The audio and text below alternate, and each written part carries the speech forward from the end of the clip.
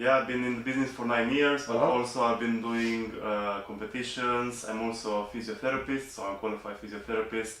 And yeah, I'm here in this world to help you guys get in better shape, get in better health, and live a healthy and happy life. Amazing. Well, that's really that's cool. the goal, right? Yeah, that's that's it. Exactly. Perfect. Yeah.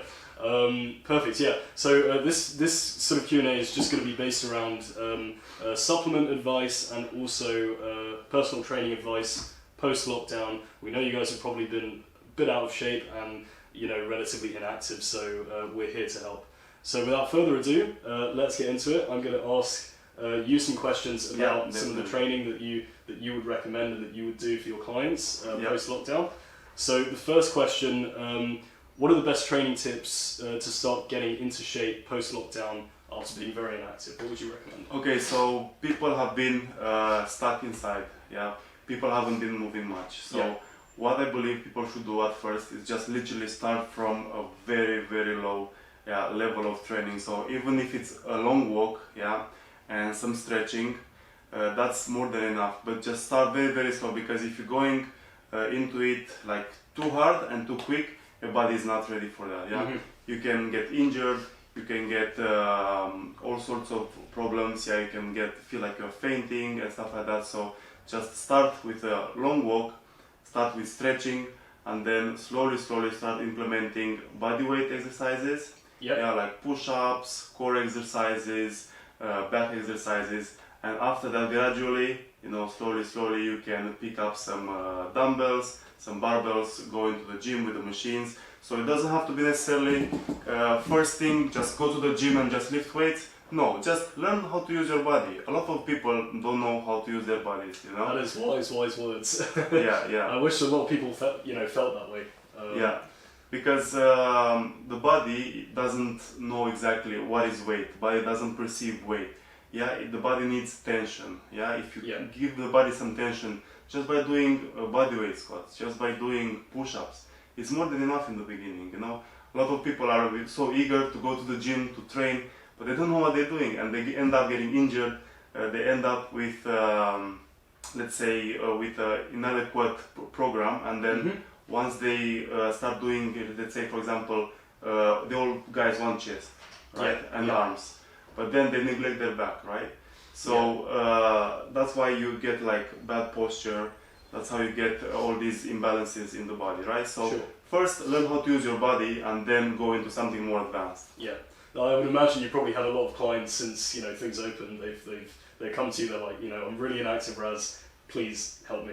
yeah, that's true. And they really want results very fast, but it doesn't work that way. You have to spend a while for your body to, as I said, get used to the training, get used to the new challenges it has. Because otherwise, the body will push you the other way around, and they get demotivated. Then they get frustrated, they get very tired, they get very weak, and they just quit. So it has to be done from easy to hard, from simple to complex, not straight in. See that, guys? There's no magic pill. Okay. Next question: what are the best training? What's the best training for burning fat, and any kind of training style tips that you would sort of recommend for that? Okay, so when we speak about burning fat, two things are crucial. We need to have a very good training regimen and a very good diet, because we cannot out exercise a bad diet. If you will be eating over your daily caloric allowance, then you will not burn fat no matter what. So first you have to bring the body into a caloric deficit. We create that caloric deficit with having less calories. And then with exercise. So the easiest way to create caloric deficit is by doing cardio. So you can implement HIIT training, or you can implement different cardio machines which will elevate your heart rate, and by doing that you'll be burning calories, and then you'll be burning fat. But you need to have at least 20 minutes of cardio exercises, because the fat starts to be burned only after like 20 minutes. If you do like 10 minutes, 15 minutes, that's not going to do much for your fat burn. So if you want to actually tap into the fat stores, yeah, your cardio has to go over 20 minutes, because that's more or less the moment when the body senses like, okay, it's time to burn some fat. Is that kind of your consensus on fasted cardio as well? You know, doing cardio in the morning before breakfast, is that something that you recommend to people as a way to get things going in the morning? Or I would say the best cardio and is the one that people will actually do. So if people like to train in the morning, do cardio on an empty stomach, that's totally fine. You know, as long as it fits in their daily. But as far as I read and I studied, they say there is not really a benefit necessarily of doing it fasted. There's not going to be like a big difference. So more or less will be the same. But yeah, as long as you prefer doing it on an empty stomach, why not? Just do it. If you prefer to have a meal and then do it, then that's totally fine. But at the same time, you don't want to wake up in the morning, have a super high carby meal, and then go and do your cardio. You want to have a light meal with emphasis on more protein, and after that you will be feeling even a bit more energized, and you'll be ready to have a very good cardio session. So nice. I suggest that you guys use something which will elevate your heart rate, and you will keep it on that level constantly. Because if you, let's say, if you do just pure weights, you know, your heart will go like up and down, heart rate up and down. Yeah. Right. So you'll not burn the same amount of calories as you would do with cardio exercises. Nice, nice. So now, sort of on the opposite end of the continuum, the best training tips for building muscle. What sort of things would you recommend? Okay, so in order to build muscle, you need to put the muscle in tension, right? Yeah. And there are different ways to do it, but the best way is using bodybuilding type training, right? So time under tension. When you go to the gym, you do weightlifting, and that's how the body will adapt, get stronger, and will build muscle. So we have different rep ranges when it comes to building muscle, building strength, and also we can work towards muscle resistance. If we do between 1 and 6 reps, that's more towards building strength, right? If we go between, I would say, 6, 8, but more like 8, 12, that's one of the best rep ranges in order to build muscle, right? And if you go 12, 15 and above, that's more muscle resistance, so it's not going to do much for your muscle gains, basically. So weight training, very good form, time under tension, and that's how the muscle will adapt and grow large in size. Awesome. So another question, so someone who has a very busy lifestyle and a stressful job, how would you recommend that they incorporate training into their very busy schedule? What sort of things would you recommend to people? Okay, so I really believe that everyone has at least half an hour to 1 hour every single day. So I think time management here is very important. Yeah, how people say, okay, I have this half an hour or 1 hour in a day where I'm just gonna do my thing, I'm just gonna do my training, right? So when it comes down to training, like, leave this aside, because a lot of the time people make this mistake.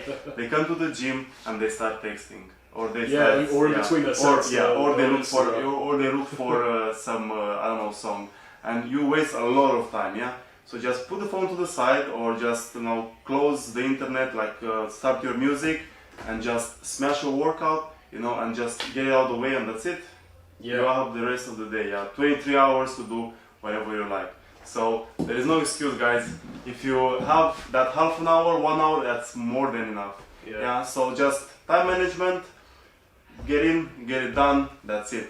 So it's a very good way to think about it, because I know a lot of people, especially young people, they're so hooked on social media, Instagram, TikTok, Facebook, or they're just sending their last text. And even older people, people in their 40s and 50s who have high-powered jobs, they're sending that last email. They're doing it in between their sets, but as you said, you've got 23 hours extra in the day to do that. So I have a client, and he's 62. He is a machine, guys. So this guy wakes up at 4 or 5 in the morning, goes to work, works until 3, and then at 4 he's in the gym. So he doesn't make any excuses, he just comes in, 1 hour, goes away, that's it, end of the day. And he gets amazing results, and he manages to keep his body fit even at 62. So there you have it. Right, we have a new guest over here. This is Adam, another PT from Which my colleague Adam. Welcome. Yeah, thank you. Thanks for coming. How long have you been a PT for? For now, like 2 years. 2 years. Since I started, And can you sort of tell us a bit about yourself as well? About myself, Yeah. regarding just in general. So I'm into fitness, like all of you guys. And Yeah. Great. And fitness is great thing. So yeah. Awesome. Adam is not in. Adam is out. There we go. Raz is what is taking all the. Yeah. What else do we do? He's taking all the. Okay, I think we managed to get all of us in now. So Adam and Raz now. We were just going through a busy lifestyle and what people can do if they have a very busy lifestyle and how they can incorporate fitness into their life. It's your problem. Sorry, if you can move a little bit this way. Can you move a little bit? Sorry? Yeah, if you go this way, that's it. Perfect. Okay. We're all in there. Yep. So very busy lifestyle. Raz has mentioned obviously time management. If you have 23 hours of the day to do whatever you want, why work out and get on your phone between sets? Can you sort of comment on anything? I think it's manageable exactly if you've got like very busy schedule with a diet. So I believe like intermittent fasting is the best thing to do if you haven't got time to prep your meals, if you haven't got time to so I think that's the best thing for when it comes to diet. And training, you can always have time. We've got 24 hours, got 8 hours of sleep, 8 hours of work, got the last 8 hours. I think it's just the will, you need to have the will to change For sure. your physique, your body, and then anything is achievable. I think it's just a mindset. It's not like people find excuses, I haven't got time, I haven't got this, I can't cook, I can't do. But like Arnold Schwarzenegger used to work, I don't know how many, 12 hours, do 4 hours of studying, and he was training and sleeping, and so it's still have time for everything. Exactly. Yeah. So it just time is just an excuse. I haven't got time to cook, I haven't got time to train, I've got a busy schedule, I'm tired, I'm fatigued all the time. That's just excuses. If you and want something, you can achieve it. Just about the will, about mindset, and everything is achievable, to be honest. That's a good old-fashioned mindset, guys. We don't need a quick fix all the time. I know everyone wants it, and I know everyone's been, really bored during lockdown, but we all have it up here. The next thing, and both of you can definitely answer this, thoughts on rehab and sports injuries, and in terms of returning to training, what would you guys recommend, thoughts, takes, if you had any clients' experiences?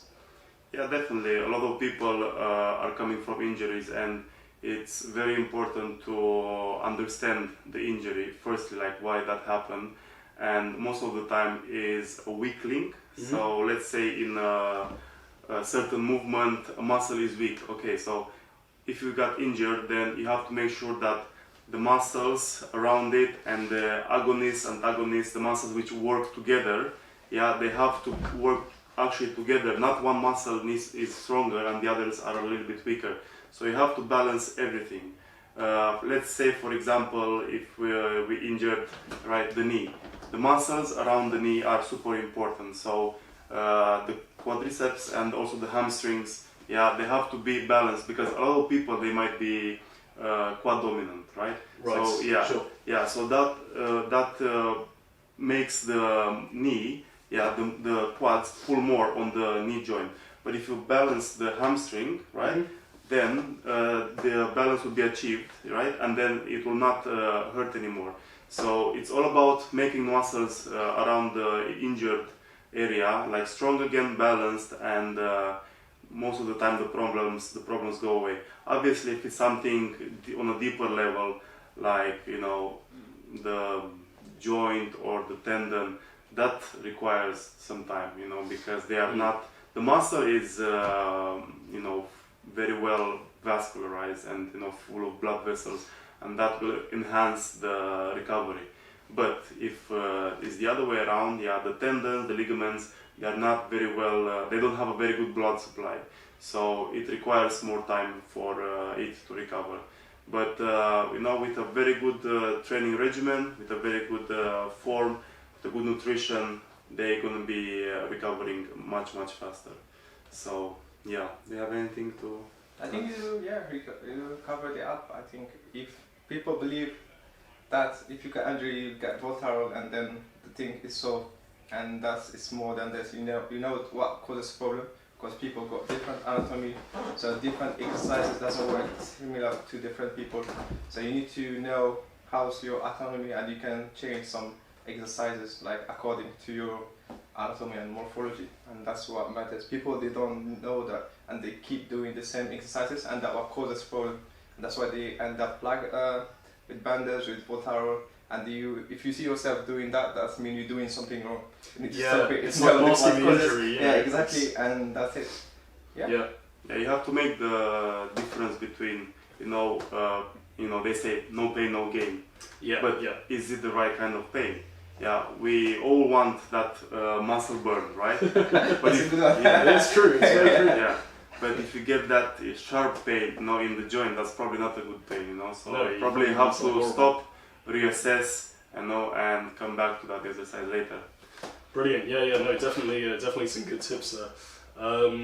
Question now about someone who's a teenager. So, should a teenager start lifting weights, and if they should, what age is the most appropriate age to kind of get into weight training? Yeah. Oh, you start. And what time? I've got a question for you. So, what time did you start training lifting weights? Actually, that's a good one. Okay, actually I started quite late. I started, I think maybe I was 19, first time in the gym. But before that I played handball for like 10 years. Okay. So that kind of gave me a good foundation. And in terms of training, I think you know, kids should train no matter the age. Obviously the training has to be adapted and adjusted for them.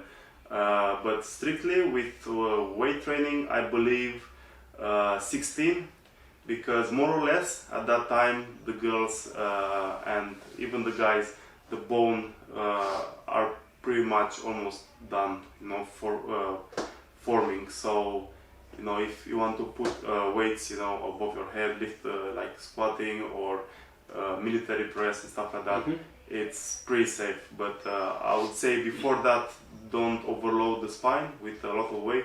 But training, resistance training in general, definitely everyone and anyone at any age should do it, because it's beneficial. Nowadays we have this problem where, you know, kids are always on their tablets, on their phones, on their laptops, so they are always like this. And resistance training actually will give them a better posture, and you know, this is the age where they are developing as an adult. If from this age they get these bad postures and these bad habits, what's going to happen later in their life? They're always going to be struggling, right? So for someone who has, you know, as a parent, if you guys have kids, you know, make sure your kid is moving. It's not always on the tablet, always on the phone, always in this crunch position. So you as a parent, you have a big responsibility, because this is very, very common. And most of the people I see at the gym, they always have a postural deficiency. So, but if you notice that from the beginning and you start working on it, the chances are you will fix it. But the longer you wait, the harder it becomes. Cool. Very good advice. What about that myth that they say if you start at an early age, you're gonna restrict your height? That's what I say. As long as you don't put pressure on the spine, it's fine. It's fine, So you can do bodyweight exercises. You can do stuff with light weights. You know, you can do. So what's the exercises to do and what's to avoid, for example? Is it like deadlifts? Everything which puts pressure on the spine. So stuff, you know, which you lift above your head, basically. And even deadlifts, because it pulls, you know, your body into. Would you recommend sort of like a certain regimen for working out? So maybe they start working out twice a week or something, just to just to keep the pressure off as much as possible if they're maybe, let's say they're quite young, so 14, 15? I would say, even every other day that would be fine, Yeah. If they are in school, they are super busy with classes and stuff like that. It doesn't matter because if you have that exercise, even a bit every single day. Because as kids, I remember I used to play every single day. I was to run away from school after classes and just play football for like 1 hour or so and go home and do my homework.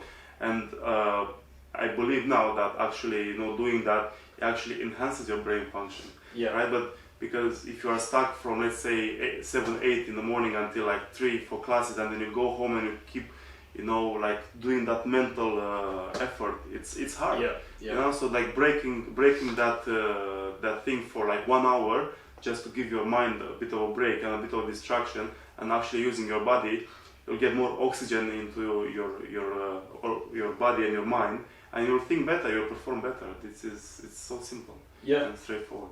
Yeah. No, very, very true. In terms of motivation, how do you keep clients motivated during session, and also if you're preparing like a program with a client for a long time, how do you get them to either stick with the program or keep them mentally focused on their goals? So first and foremost, when you create their program, this is important to know what they like, what their goals are, what are they, trying to achieve.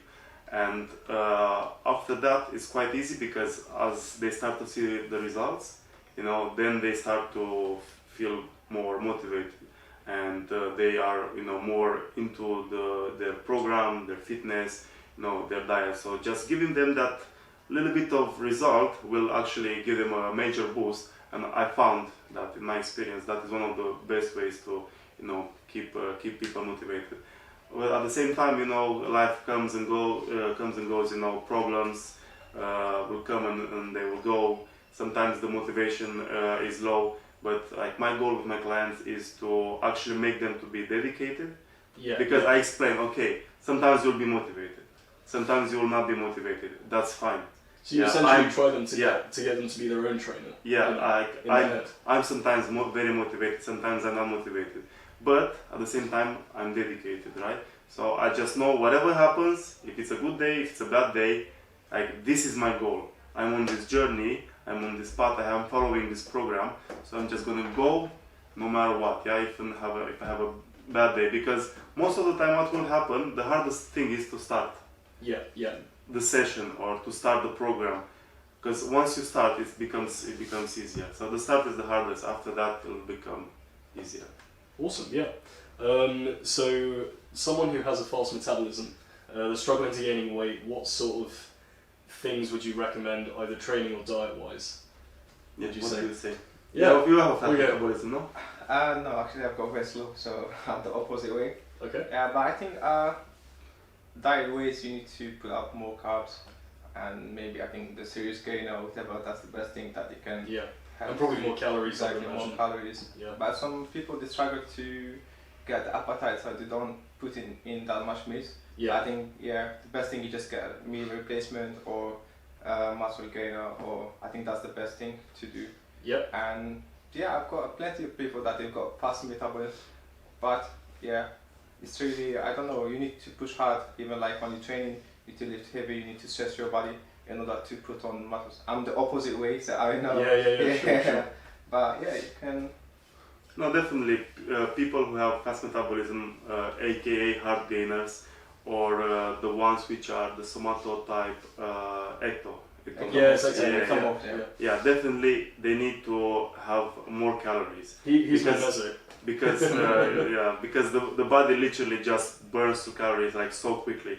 So one of the easiest things to do is just add more carbs, but good quality carbs. Don't add like sugars and stuff like that. And I know there is this conception that get a gainer it has like loads of calories. There are different types of gainers. The ones who have like good carbs, and the ones who have like shitty carbs and super fast like sugar. Like you don't want that. What about you as a supplement expert? What do you think about weight gainers? Yeah, so I would say for me personally, when people come in and they usually they're inexperienced with working out, or they come in and they've been working out for many years and they've tried loads of different protein powders. Some people, we actually had a customer who came in the other day. He is a very hard gainer. He's been working out for, I think he said 4 to 5 years, doing heavy weights. He's pretty active. He always stretches. He has some trouble getting in his food, but that's more due to lifestyle. He's got a stressful job. So I said to him, it's a supplement for a reason. It's a supplement to an already healthy life. You have to imagine that a mass gainer isn't a meal, it's a supplement. Yeah. So I always say to people, yes, you can have a mass gainer. Most mass gainers will have things like dextrose and excess sugar as well as refined carbs. But the reason why is because it's a quick release carbohydrate. Yeah. So it has to get into the muscle quick for you to be able to utilize the carbs when you're training into the muscle. And that's why, yes, I do recommend people use mass gainers, but only for that reason. It should never replace a meal.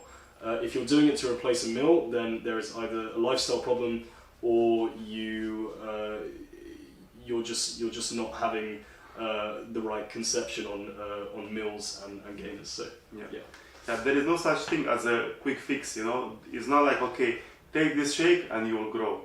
No. Exactly. Yeah.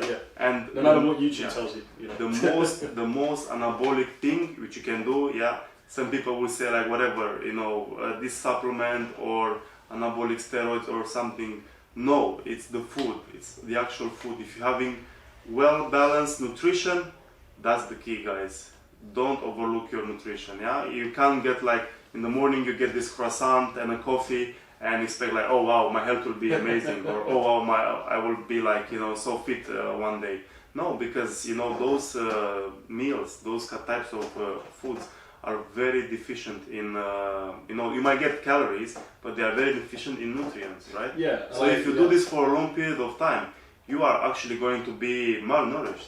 Yeah, this is a good point actually, because I feel like we live in a world now where in society we all want quick fixes like that, and this is why I think especially things like anabolic steroids have been taken way out of context in terms of people assume they're a quick fix. Yeah. And young people are, especially influenced in using very, very quick, powerful drugs as a way to try and make them gain muscle faster. When you're just pushing your body to its absolute limit, when naturally it shouldn't be, your body is completely designed to work on it, to work itself. That's what your body's designed for. It doesn't need exogenous hormones like steroids. And also, I feel like again, it's a mass marketing